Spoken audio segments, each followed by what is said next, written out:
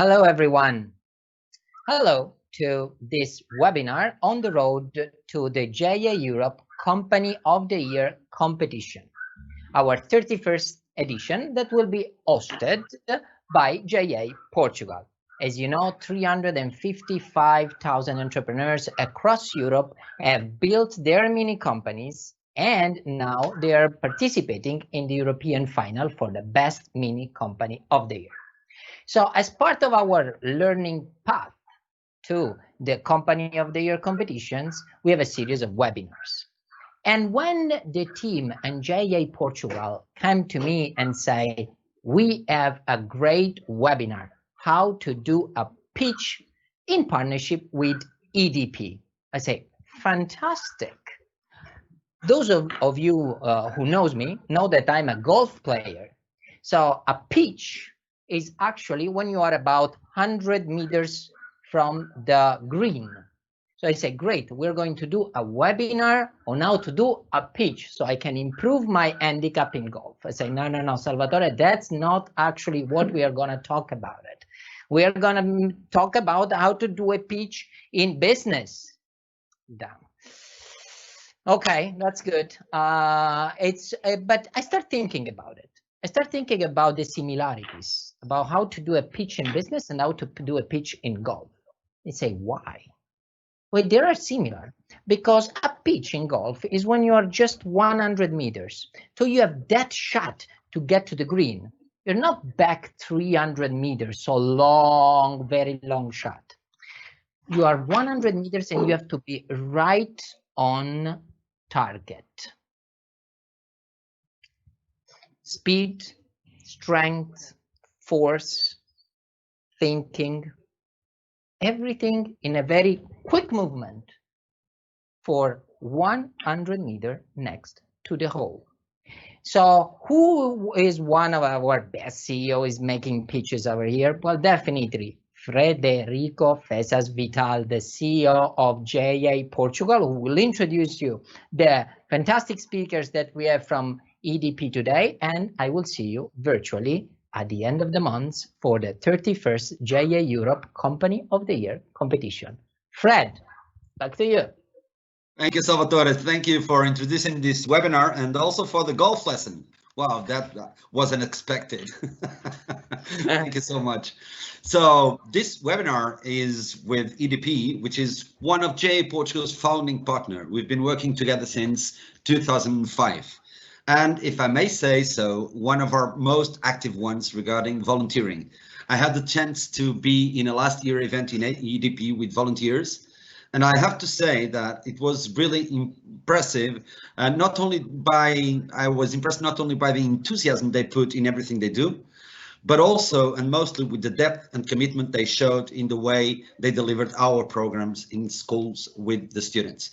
Because if it's true, and it is, that our contents are good and well designed, it's also true that a big part of the impact Junior Achievement has comes from the quality of the interaction between our teams and the teachers and students, but also from the quality of interaction that volunteers of our partners have with the students, sharing their experiences, being mentors, and sometimes even good friends of our youngsters. EDP has been doing this for the last 15 years consistently and with a great impact. Over the years, more than 1,000 EDP volunteers have already impacted the life of 23,000 students, both through the promotion of basic, secondary, and university education programs, as well as through the contribution of judges in competitions and other JA Portugal events. EDP volunteers streamlined all these programs for a total of more than 15,200 hours of volunteering. EDP will be one of the local companies to sponsor the subscription prize. EDP judges will evaluate the reports and pitch video of all teams and select the 5 that best fill the criteria for winning the EDP Green Entrepreneurship Award. This award embodies the principles and spirit of green entrepreneurship at the highest level. The mini company must present a creative and innovative solution that considers the challenges of today's society, combating climate change, reducing CO2 emissions, and promoting energy efficiency, as well as encouraging the reduction of social inequalities. Another thing EDP does really, really well is communicating their activities and projects in an effective and impactful way. Because if you do not communicate your project well, the chances for you to reach your clients, to engage your stakeholders, or to capture funding for your projects are significantly less. And this is what EDP is going to share with all of you today. So stay tuned and learn a bit about what they have to say. So with no further ado, I will now present our guests today. First, I will start with Francisco and Mario.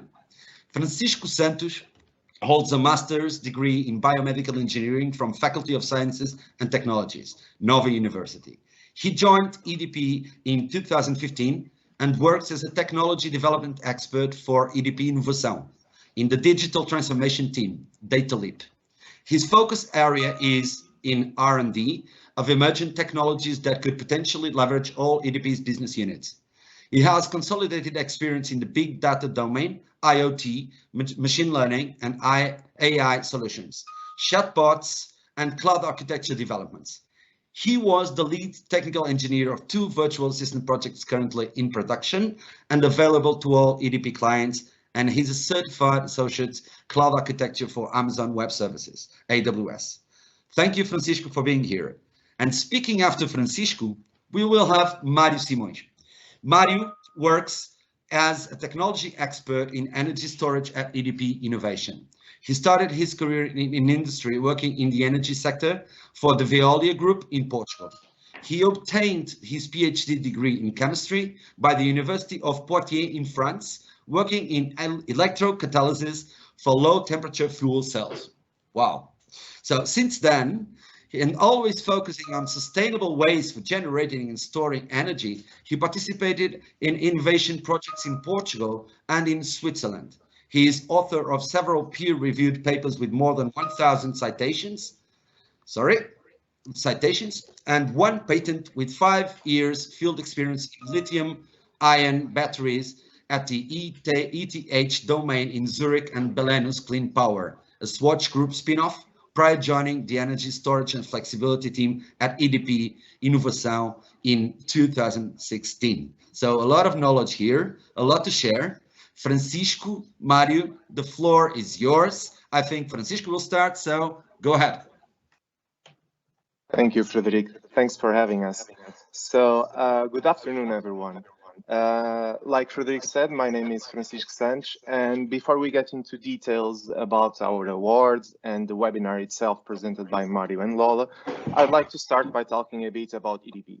I promise I'll be short, but just to present you who we are and why we're here talking to all of you. So EDP stands for Energies of Portugal in Portuguese, and we're a 40 years old vertically integrated utility operating in these 2 sectors that you can see on this slide, so electricity and gas sectors. I'll explain what exactly this means in the next slide, but for now, just keep in mind that we're present all around the world in the energy sector, being our headquarters building here in Lisbon, as you can see in this photo on the right. So when we say that EDP is a vertically integrated utility, that seems like fancy wording, but we're just exposing the fact that we're present throughout the electricity value chain. So starting on the left, generation, with our top 2 energy sources right now being winds and hydro. And that counts roughly around 70% of our energy generation. Secondly, transportation, mainly only in Brazil, where we operate in very high voltage. And next up, we have distribution as well, as EDP is the mainland Portugal distribution system operator, with roughly around 6 million customers out of 11 million only in Portugal. And finally, the retail sector, by selling electricity to our around 10 million customers worldwide. Besides this, we are also present in the gas retailing activity. So, we have talked about who we are. Now, where are we? In this slide, you can see that we have a worldwide presence. So we're present in 19 countries, spread all over the world, more than 11,000 employees, Well, it's just to give you an example, so Mario and I are Portuguese and Lawler is Spanish, so a small sample, 2 nationalities. And this presence has a repercussion in our key facts. I've chosen only 3 facts. I think they're the main ones. So the first one is that we're the largest energy utility in Portugal, and also the largest Portuguese company by the Forbes 2000 list, generally speaking, again in Portugal only. In Iberia, so Portugal and Spain, we rank 3rd in the energy generation sector. And finally, we're also the 4th wind energy producer in the world. And we continue to push forward and innovate with projects like building the first floating wind farm in continental Europe, and also other awards like Great Place to Work, and we rank 1st in the Dow Jones Sustainability Index. So these are our key facts, but along with this, at EDP, and like Frederico said, we're there to volunteer, and we motivate all the employees to participate in EDP's social responsibilities and changing for the best our communities. I won't run through the numbers, but just keep in mind that our volunteering actions are very much aligned with EDP's social investment policy and include, for example, reforestation campaigns, wildfires reliefs, and other projects in the natural heritage and biodiversity area. In the middle, you can see that we also focus on energy efficiency, renewable energies, and decarbonization, because May is our energy month. We have lots of campaigns during May. And I also have to mention that right now, many of our volunteering actions are COVID-19 related, of course, from delivering groceries to the elderly to help ramping up protective gear.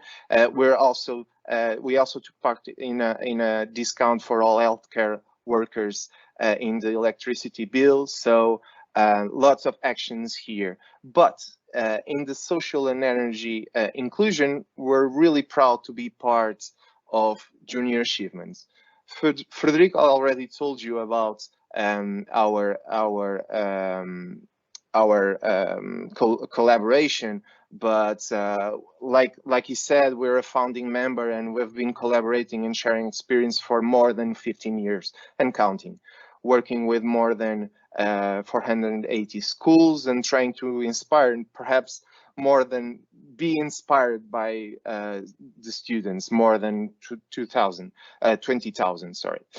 So for us at EDP, it's really a pleasure to be here and to be a national partner of this year's edition of the Company of the Year competition. And so, without further ado, I'll ask Mari to present our EDP Green Entrepreneurship Award. Thank you. Hi, everyone. So, taking up on Francisco's words, one thing that is also important to have in mind about what are the company values actually. So basically, BDP stands upon 3 pillars that are innovation, sustainability, and humanization. So as you already understood, the 3 of us, we work at EDP Innovation. So innovation is really something that the 3 of us take very seriously, and we are actually very glad that the company takes it also very seriously, because that's the way we believe that we can create more value and grow in the future. Sustainability, for sure, it's something that we all, I think, here believe, and it's very important because and at the company we believe that we have to do something that generates value, but also improves the quality of life of the people living in this planet today and those that will live in the future. And lastly, for sure, humanization, because in this company, people is always trying to establish strong relationships within the employees, the customers, the partners, and the communities where we act. So we strongly believe in these 3 axes.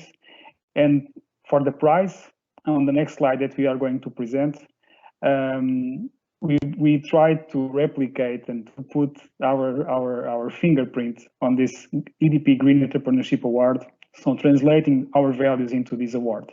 So what we are going or trying to do is to reward the innovative approaches that you guys have been putting together to trying, and trying to give value to the ones that will, try to answer some of the biggest challenges of our time.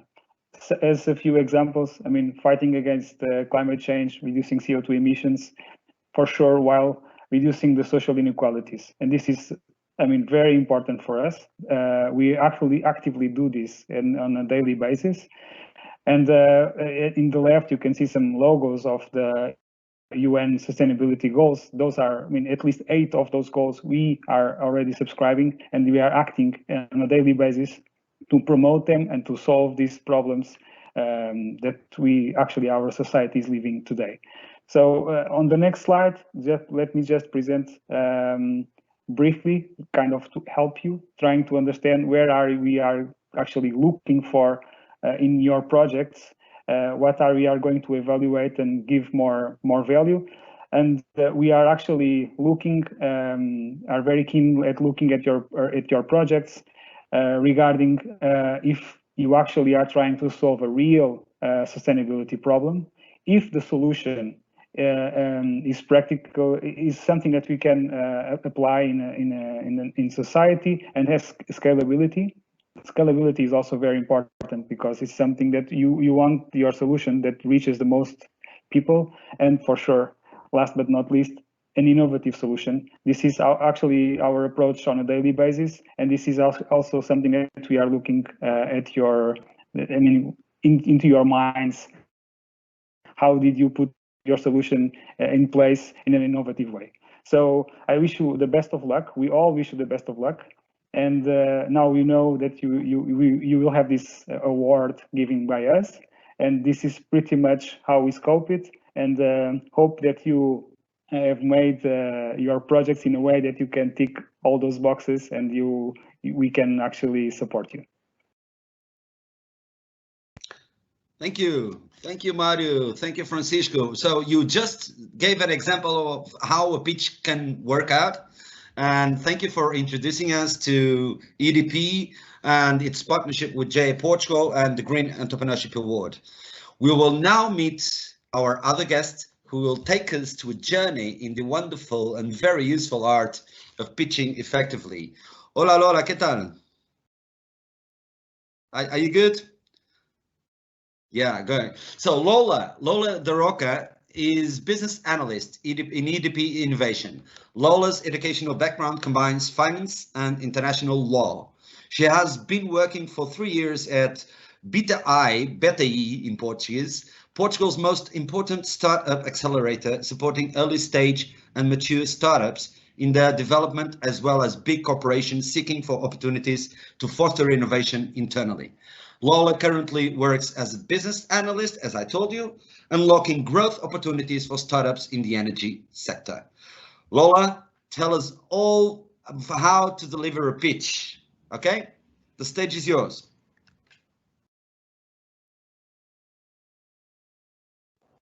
Lola, you're on mute. You can unmute yourself. Thank you.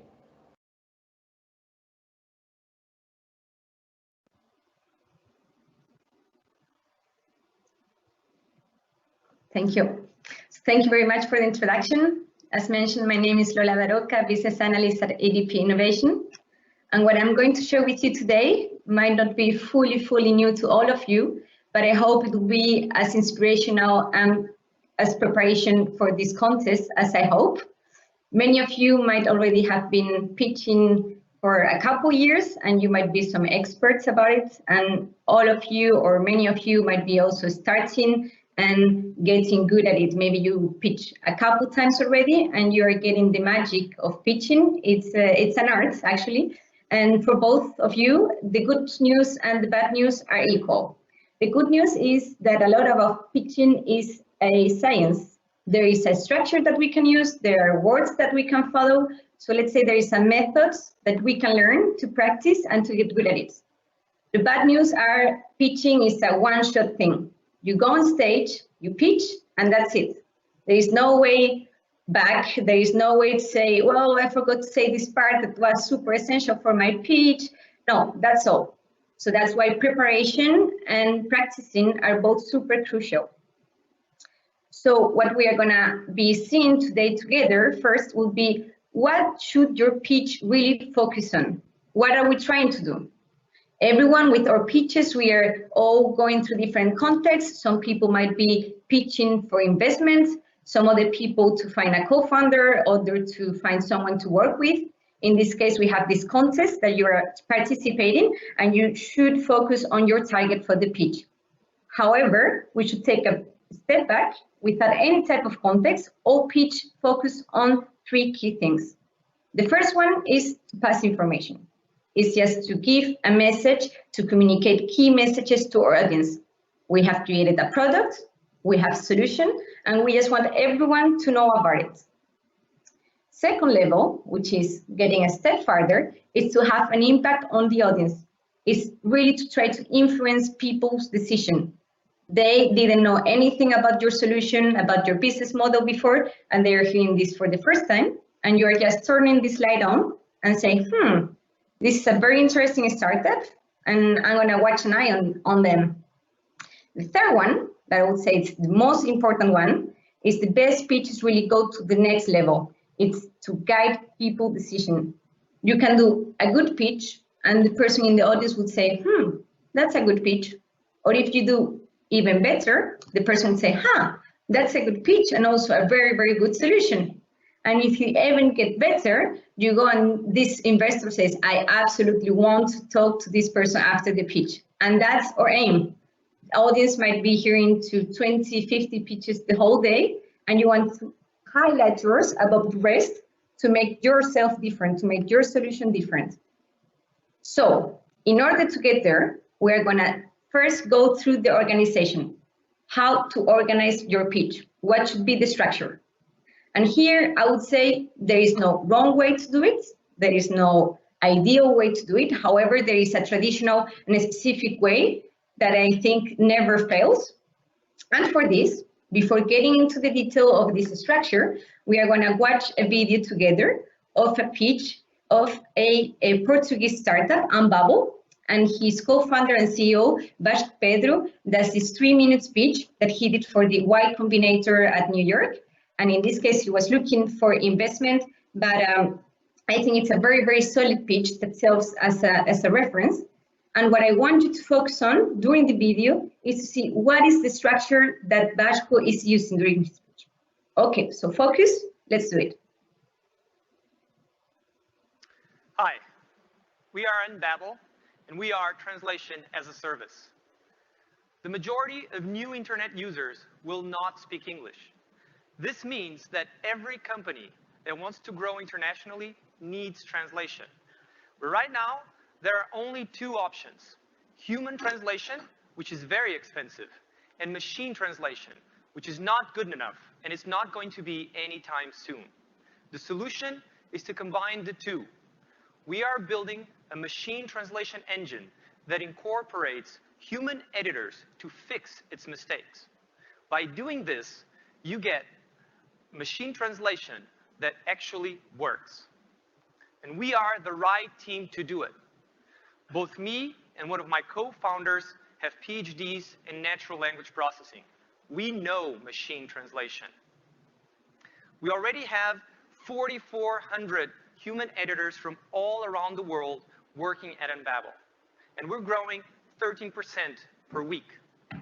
And thanks to our technology, on average, an Unbabel editor is 5 times faster than a human translator, which allows us to charge 2 cents per word, which is 5 times less than what companies pay for translation right now with the same quality. And if you ask someone if they want to pay 5 times less for the same product, selling is kind of easy. That's why in the last 12 weeks, we have been growing 40% per week in the number of translated words. We have a great set of early adopters, ranging from small companies who use us almost daily to interact with their international customers to large companies, which will save a lot of money using Unbabel. We all know exactly how big the translation market is, $34 billion. And we're already a part of that market. We've been translating manuals, subtitles, and legal documents. But at our price point, it's now possible to translate this huge amount of content that until now was just too expensive to translate, like customer service emails, newsletters, forums. So I don't know how much bigger we can make this $34 billion market, but I know it will be big enough that you should come talk to us. So thank you. We are Unbabel. We are translation as a service. Pretty good, right? I always use this pitch as a benchmark because I think it's very, very solid pitch since the first moment that he opens until the end that he shows the confidence that he believes in his solution. So now we are going to go through the key parts that we consider are essential for a perfect pitch, for a perfect structure, and taking this pitch as a reference. As you could see, he starts opening with a problem. It should be very, very straightforward. There is no super complex problem that no one can solve. Then he moves to the innovation. What's the solution that they are putting into place to solve that specific problem? And he puts it in a very, very simple way. Even if, for example, he's using artificial intelligence, machine learning. I'm not an engineer. Most of you are not engineers, but you're getting very, very well what's the Unbabel solution. And if you want to know more details about the solution, you will take advantage of the Q&A to ask those technical details. And then to close up, he puts some statements, some differentiators that make sure that states why his solution is different. Why is he the one and why there is no other solution in the market that is as worth as his. So let's go into each part into details. We have the problem. He starts by saying the new internet users will not speak English. He says framing it. And then he says business, therefore, will need translation. He doesn't need any data to back it up. He's opening with this statement. And to close the problem, he said that there is no alternative, that there is no one working at this solution to make it as fast, as cheap, and as certain as his solution is. Then he moves into the innovation. He says, he combines the two. He says, the machine translation plus the human editors fixing its mistakes.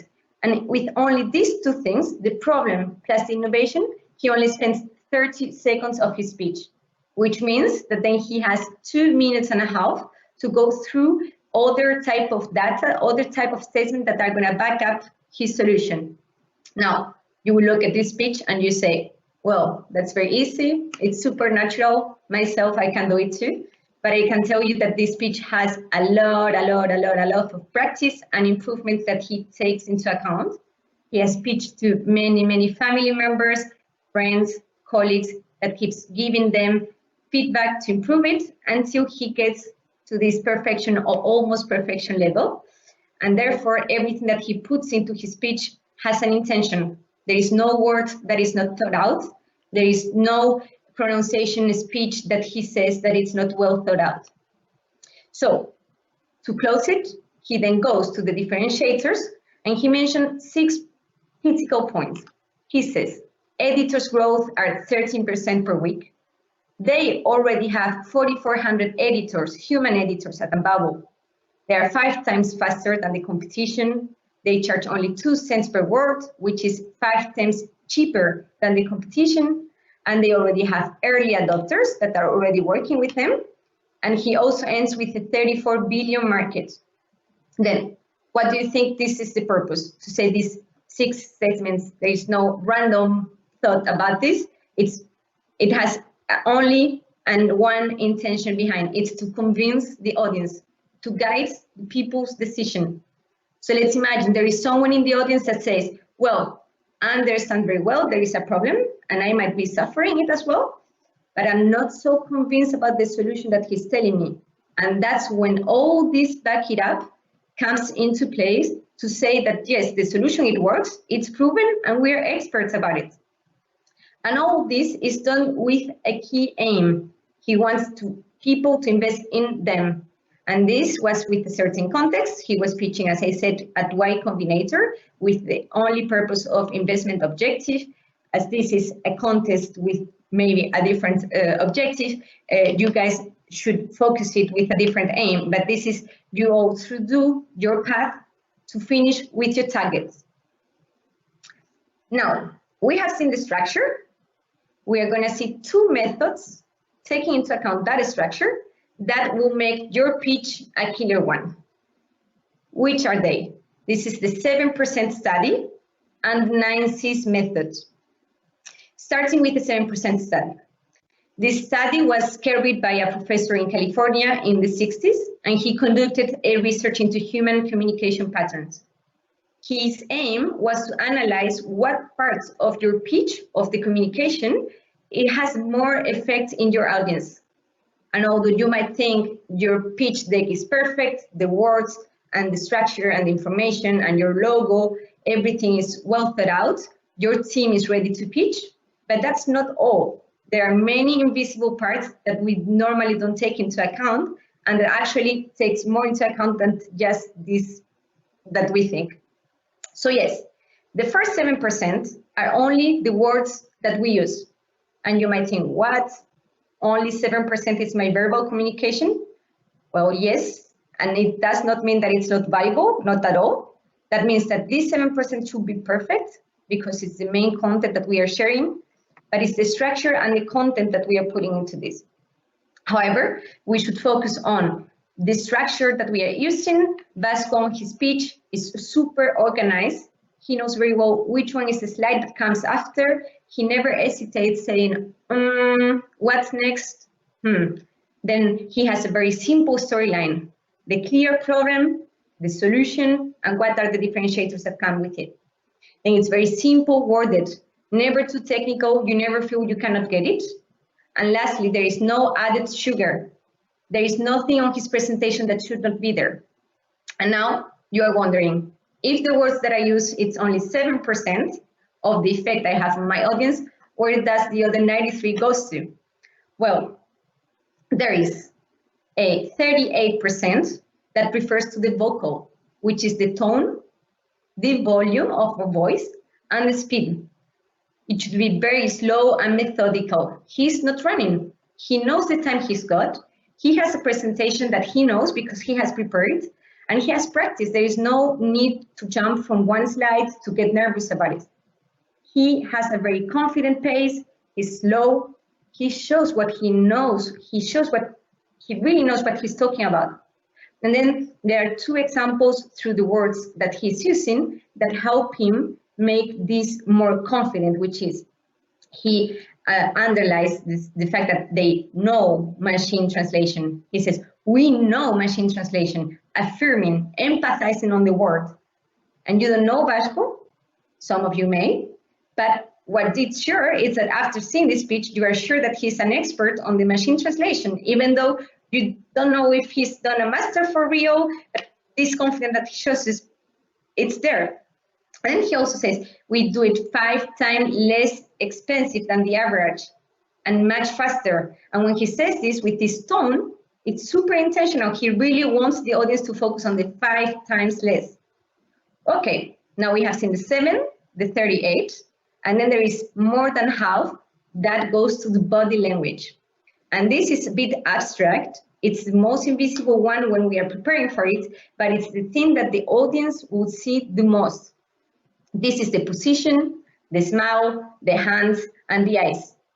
Imagine that we go on stage and we just stare there, or we are on our computer and we are just saying words without any intonation, and we are not looking anywhere, and it's all super repetitive, then the audience will just, well, okay, there might be a very good solution, but this guy does not convince me at all.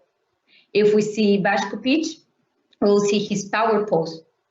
Of course, in 3 minutes, he doesn't have that much time to interact with the audience as if he had 50 minutes, but he does it well enough to feel they're comfortable in his place. Then he has the direct contact with the audience, and that is looking at people's eyes directly, knowing that they are looking at you, you are looking at them, you are talking to them. You are not talking to the wall at the end of the stage. You are not talking to your screen in the computer when we are doing it digitally. You are talking to people that are interested in your solution. Therefore, don't think it's uncomfortable. On the other hand, think it's very, very good to look at them. It's your target. Then he has some emphatic and hand movements. He uses his hands a lot when he wants to reiterate and to put some importance and intensity on his words. They know machine learning. He shows this confidence. And it's like we can never put our hands on our pockets or just cross our arms because it seems like it's boring, like our solution is not innovative at all. So we should accompany our movements with the hands to put intensity on them. And then there is this slight detail that maybe some of you have seen, is the little smile that he puts when he wants to have a very positive impact on his audience, when he's saying that they are 5 times less expensive than the competitors. And the smile to make it feel like it's a positive, like selling it super easy. It's super behavioral. You think, it's truly great, and I feel so positive about it. I want to know more, and I know there is an impact of the thing that he's developing. So, very impressive, right? Only 7% of the words is the effect, then 38 is the tone of voice, and then 55% is the body language. The first time I read about this theory, I was so confused. I thought my pitch deck or the things that I was saying were the most important ones, and I actually think that my words almost have no effect at all. It's a lot of things that we cannot see at first sight. So now that we have seen the 7% theory, we need some other methods to back this up. It's not all about how we act on the pitch, it's also what we put on our pitch. And that is why we are moving to the 90s method. And it's very, very necessary to create a very excellent communication process with the audience. Sometimes we know our pitch very well, but it's very hard to transmit it in the way that we want and the way that the audience is expecting. So what should we consider? What should we take into account? First of all, is to be concise. As always, less is more. Reduce the words as if you were to present it during a short elevator ride. Try not to overcharge the audience with information. The briefer is better because it requires really less attention to absorb from the audience, and it's therefore very much easier to understand. Then it's to be clear. Make it as comprehensible as possible. Imagine you are talking to a kid in kindergarten. Imagine you are telling your solution to your grandma. I'm sure you all have been trying to tell your grandma or even your parents. Sometimes it's difficult to put all these generations into the same place. They had to deal with different things, and many of our audience might have different type of backgrounds, different type of studies, and nowadays everything is much more innovative. So try to explain it as easier as possible. It might seem hard because you think that you have the complex solution that it's impossible to understand if you don't go into details, but on the other hand, it's easier if you make it simple. You can also use plain English as much as possible, avoid acronyms, and mostly you can avoid using large words when you can easily substitute them with diminutive. The third one is to be compelling. Really focus on the problem that the product solves and give arguments to back it up. Prove it with experience and prove it with the data. You typically address this C on your pain section. You explain the pain, you explain the problem, and that is why that's the part that is convincing. Why do they need a solution? It's super compelling because they have the solution to that critical problem. Then there is the 4C. It's credible. Convince the audience that you are an expert. Share a real life story that tells something about your expertise. Did you do a master? Did you do some interns that make you get to this point? Is it a lifetime hobby that makes you love it nowadays? People should believe in you when you deliver your pitch. And for this, there are 2 complementary ways to accomplish this. The first one, you can explain why you are qualified for this. The second one, it's to sound like you know what you're talking about. And for sure you are. You created this solution, you know it more than anyone else in this world. So just be credible, be confident about it. The 5th one is the conceptual. Stay on the point. Do not go under unnecessary details. You don't have time for that. For instance, when you are discussing the proof of your data, you may have done a market research that could count as the 15% of the college students, and you have all this other data to back the 15% up. but you don't have to go through this. The 15% stays there. And if people want to know where does this number come from, they will ask you. So don't go into too much deep details. The sixth one is to be concrete. Don't waffle. Give facts and specific examples about it. Stay customized. Know your audience very well. Do not present it to everyone. Not everyone in this world is interested in your solution. They might like it, but you have a targeted audience to which you should address your idea. The eighth one is to be consistent. Focus on the keynote you want your audience to remember after the webinar is over, after your pitch is over. Think about the aim you want to achieve.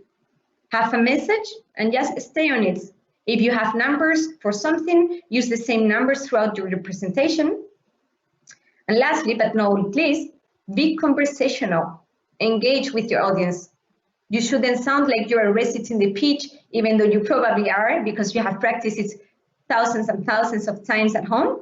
But keep in mind that the elevator pitch is just the beginning of a real conversation. So you cannot do as if you are talking to a robot or to the wall. You are actually talking to people, to which then you are going to continue these conversations with afterwards, because they are going to be very interested in it. Okay, so now we have seen these 9 C's, and if, as me, you will have so much trouble remembering these million C's to do the perfect pitch, just kiss. So yes, you can throw a kiss to the audience if you want, but it's even easier than that. You just need to keep it simple and stupid. Keep your pitch easy.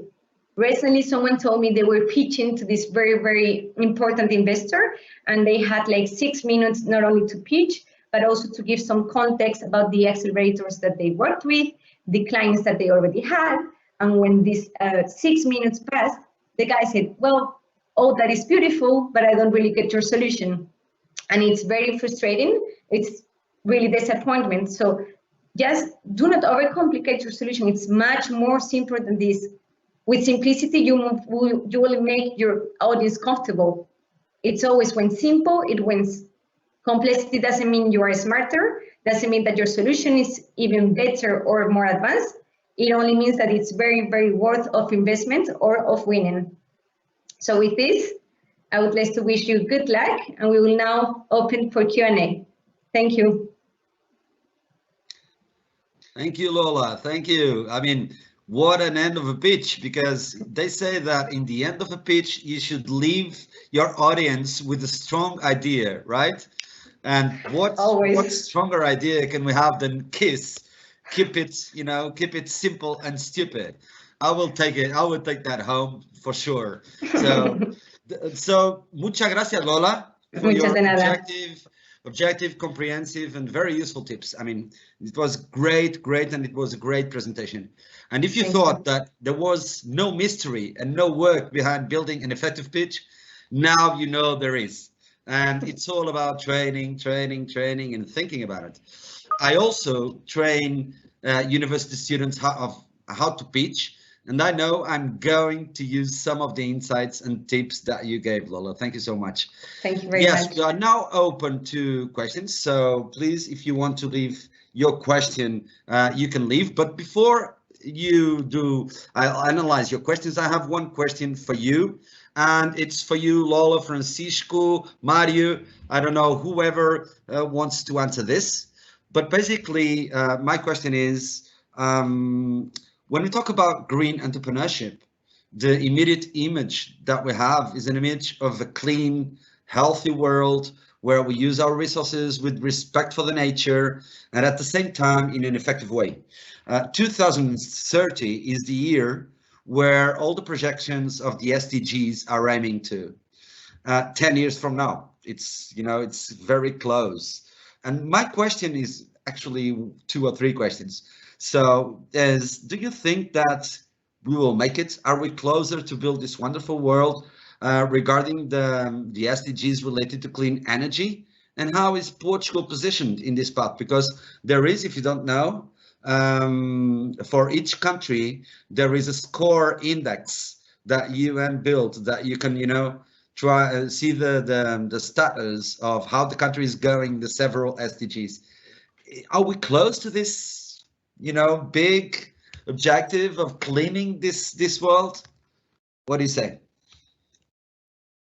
I can take that question. Well, that's right. I mean, our EDP Green Entrepreneurship Award has a clear focus, like you said, on that green goal.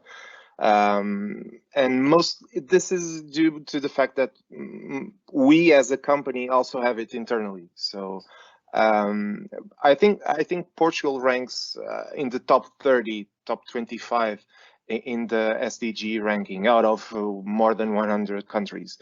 And it's interesting because in the clean energy assessment, we're not only on track to meet the 2030 goal, but also we have already met most of the final or intermediate goals. And this is like Mario said during his presentation, it's related to the percentage of CO2 emissions, the percentage of population with access to electricity, clean fuels, and technology for cooking. So in that part, we're I don't know, 100% or really close to 100%. But one that's really a focus for us at EDP is the share of renewable energy in total primary energy supply, which in Portugal accounts to roughly around 30% right now. And the goal is to have more than 50%.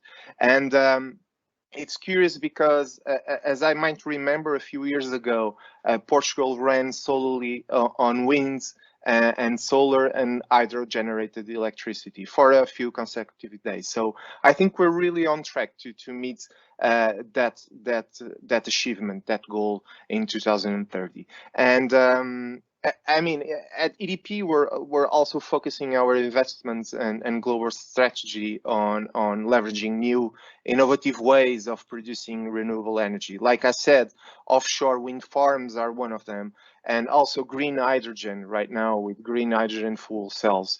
But we're also committing to shut down our coal power plants even before that year. So I think it's really possible, at least for us, EDP, to have more than 90% of our generation coming from renewable sources. And it's really interesting because this is not something disruptive for us. It's something that we've paved the way along at least a decade or more than a decade. So it's part of our strategy, but also it's in our DNA as a group for quite a long time. So yeah. Wow, what a fantastic pitch, Francisco! And I now believe believe more in a better world. Thank you so much. And it's good to know that Portugal is on track and more than on track, and EDP is playing a major role on it. So we have a question here, which is a really interesting question because it's a question that some students ask me sometimes as well, but I want to hear your answer. And the question is, name one thing that should never appear in a pitch. Lola, maybe we can start with you. Sure. Yeah. Are you there? You're on mute, Lola. You're on mute, yeah.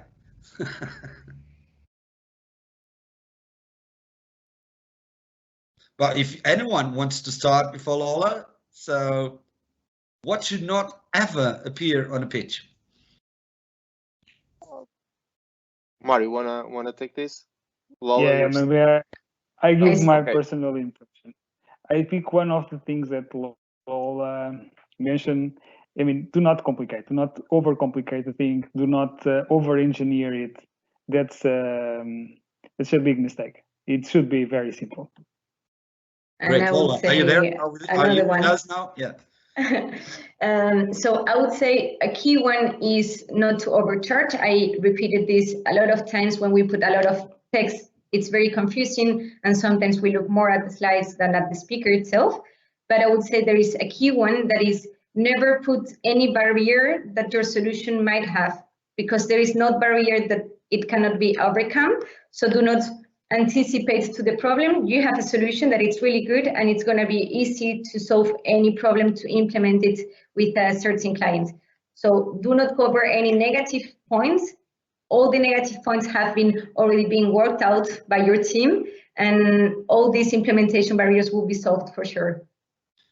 Okay, great. So I think it was very clarifying. I have another question, which is a good one as well, which is how to manage a pitch when you have more than one people talking. I mean, like 5 people, you know, our teams have between 4 and 5, because sometimes it's difficult to articulate in between them. And this question is from Aneta. How many people is too much for a pitch? I mean, what's the limit? The sky is the limit, right? But I would say 5 people, it's already crowded. Pitching is a one-person thing. If we take into account this example where Francisco, Mario, and I were now speaking, it's not a pitch, but we know perfectly what is everyone supposed to say. As long as you practice with your team and you know what is the time that everyone is supposed to use from your pitch, there will be no confusion. Apart from that, going farther than 5 people, it might really reduce the amount of words that all of you will say, and it will for sure get confusing. Great. Yeah, what I tell my students in university is that basically if you have 4 or 5, one thing that I have to make sure is that you articulate the transitions right? So you don't waste time with the transitions. And exactly. one technique which is good is to, define one word with which you change the player. And this is what actually great speakers do when they have their teams on the background changing the slides. They know that the team knows in what words the slide changes, and that comes with a lot of practice. So I know that Salvatore has one question for you too. So Salvatore. Yeah, here I am. Let me play the devil's advocate here a little bit, as usual, Fred. Lola, ¿qué tal? Bien. Muy bien, Lola. I liked a lot of preparation goes into the pitch, very structured, rehearse and rehearse and rehearse and rehearse and rehearse. But are you not killing the way you are spontaneous? Are you not killing your creativity? Are you not killing also the capacity of reading the audience because you have already a predefined script? Sure, that's a very good question, Salvatore. For sure, practice makes perfection. And as I mentioned on one of the points, reciting or pitch is not the answer either, because it knows as we know it by heart. And although we really know it by heart, we have practiced it several, a million times. We need to leave some feelings get out of ourselves. We need to show the expressions on our face to show the enthusiasm that we are putting behind the pitch. And also there are some words that will come if you are feeling natural with yourself, with the moment. And that's why relaxing is key, because otherwise the words will come out of your mouth as a robot, and that's not the purpose. If I may add something in 30 seconds. I mean, Lola, correct me, but you presented some techniques, but in the end, it comes to every one of us, and we are all different. And some can do a great pitch by heart, and for others, it's completely impossible. For me, having something by heart is really tough. So know yourself is very important. You need to know how you work, how you perform, and adapt to it. This is also very, very important. These advices, but look at yourself and understand how do you need to extract the value out of these tips that Lola gave today, because every single one of us is different. That's true. Great. Yeah. Can you hear me now? Yeah. Yep. It was a great insight, Mario. Thank you. And actually, everyone has his own style. We don't have to all to be Tony Robbins or whoever talking in a particular way. That's being genuine, actually. But more than that, knowing yourself, right? And one thing that we all have, and it's, transversal, is fear stage. Fear stage. And we have one question here. Someone that asks how to manage our stress, our anxiety during our pitch. Do you have some advices, some techniques that we could use? Sure. As Federico is saying, this is something that applies to everyone, no matter your age, no matter your practice.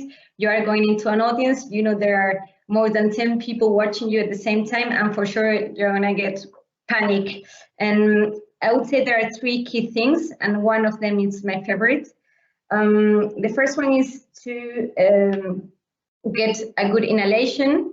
Don't try to not put the air on the right place, just do as you're doing all the time.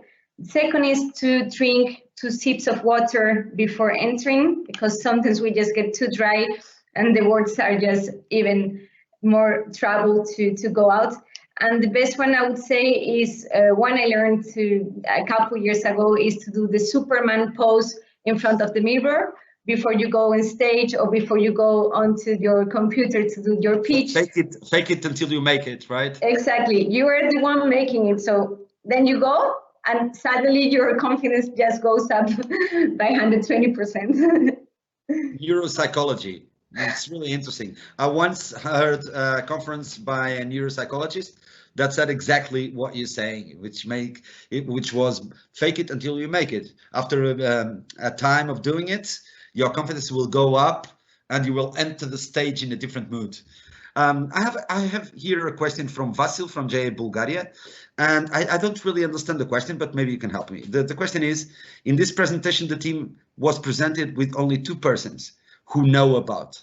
Clever approach. How would you comment the fact that the rest was not presented? I'm not sure to what is Vasil referring to, but I would say that, I don't know, maybe in one presentation when you miss presenting someone, what do you think is the effect on a listener? What do you think the audience will think if, you know, when you're presenting something with a team, you forget or not include presenting people in the pitch? Francisco, Mari, did you want to go? I'll answer otherwise.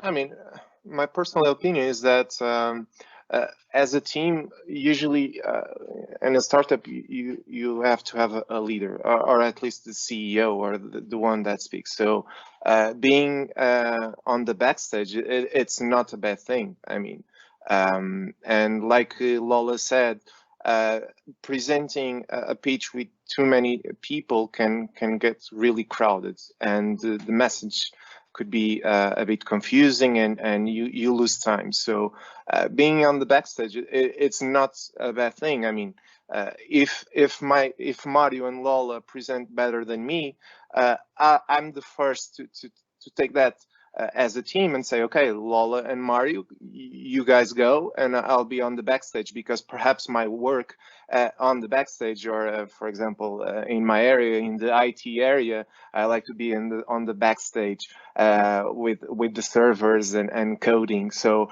that's not a bad thing. So it depends on the team, but I don't think you should take it personally when I say so.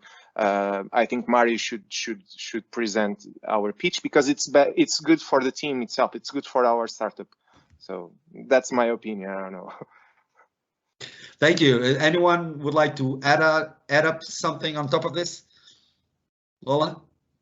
I would say, as Francisco is saying, there is no obligations on a pitch, and especially there is no trouble of forgetting something. You're representing your team. If you forgot, the audience is also human, and they will understand more than you the mistakes that you are making. We always think mistakes have this size, but actually they are very, very small, and they don't even count them. Okay, nice. We have another question, curiously, from Alex Blandon. He's representative of the company REN from Slovakia. It's not REN, the Portuguese REN. It's REN from Slovakia. Name. And his question is a very interesting question. If a product has multiple added values, is it better to choose one and explain it better, or explain all the added values equally? That's really interesting. We're talking about value proposition and making priorities in our pitches. Anyone? Can I go on this one? Go, Mario. Now, again, it's a personal opinion, but also taking upon what was the Lola pitch, keep it simple. And if you have already too many value propositions, maybe you are not focusing on the one that counts. So I would say and suggest pick up and focus on what you really think it's important, because one of the biggest error for a startup is thinking about solving a lot of problems. You have a lot of things to do. Pick a problem and focus solving that. This is already quite a task. If you overcharge yourself with a lot of things, then maybe it will be too complicated. So the suggestion is keep it simple. I mean, if they are in cascade, then it's more complicated, of course, because if one depends on another, but you need to find a way to make it simple and concentrate on just what it's needed. Nice advice. That's Anyone it. else?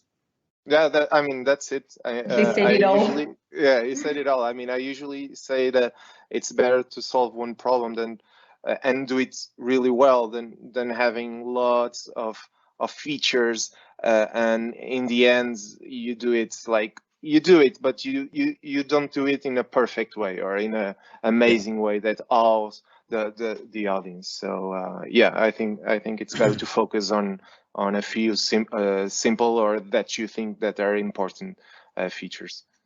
Yeah, that's an advice I also give to my students. When they start to pitch and they start, describing a list of activities, and then I know they want to change the world, and that's great.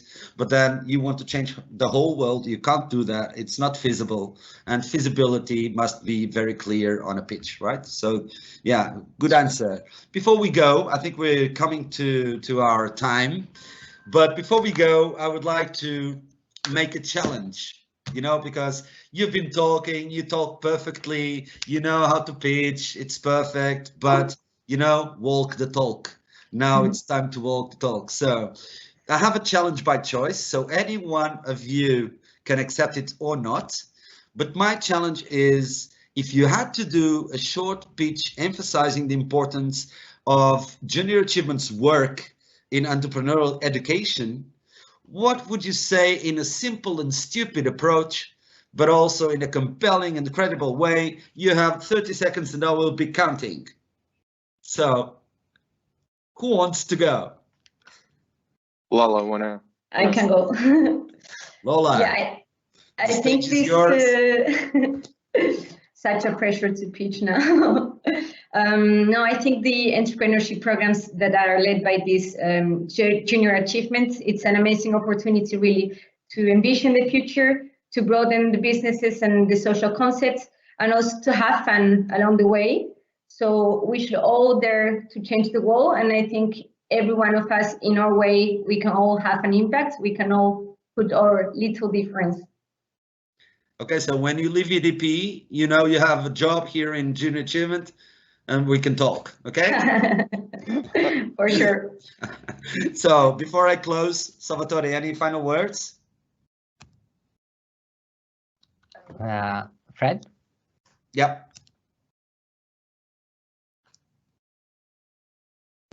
You have to unmute. Okay, so I'll just close and Salvatore can give his final words after my closing, right? I can hear you. You can hear me? Yeah. Good. Now, yes. Yeah, yes. no, my final closing is, it's nice to really tease all of your guests every time you have those talks and every time you have those webinars. But now let me challenge you. Make us a pitch. Why do we need to come to Portugal for the JA Company of the Year competition? You're such a proud of your country, so make a pitch about it. Okay, that's a challenge. I was not expecting that, but okay, I'll do it. So the reason why you're not coming to Portugal, that's a shame. We're all sad. Not only JA Portugal, but also our sponsors. And you can see by their sad faces, but you can't see them crying, but they were crying before. The thing about Portugal is, of course, we love our country. We are very proud of whatever we do in several areas.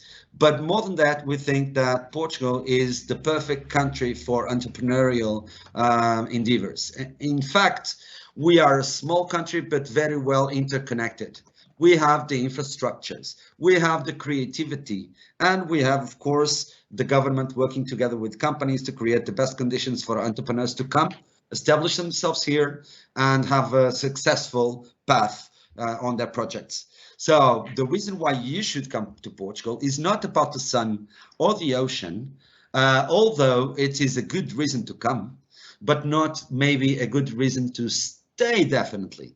But if you understand that Portugal, more than sun and water, can give you the conditions to thrive, then you will want to stay here. And you must come to see, and you must come to be sure that Portugal is worth it. Woohoo! Okay, that's good. Yeah. Okay, you coming there. You definitely. Okay, so thank you, Francisco, Mario, and Lola, for sharing the EDP world with us and for focusing our participants on what really matters when they pitch their projects. I'm sure that they learned a lot from this session and are now more clear than before. They will still have to be interviewed by international judges from our partners in about 2 weeks, and being concise, compelling, and going straight to the point is a key factor for success. We will keep on going this road to COYC 2020, and our next webinar is going to happen on Monday, the 13th of July, between 11 and 12 Central European time, between 10 and 11 the GMT time, and will be hosted by AT&T. The topic will be empowering people through connectivity. Don't miss it. I won't. See you then. Have a very nice day, wherever you are. And thank you, everyone, for being here. Thank you for our guest again. Thank you so much. Thank you. Thank you. Thank you. Good luck. Good luck. Good Yeah. luck. Bye. Bye.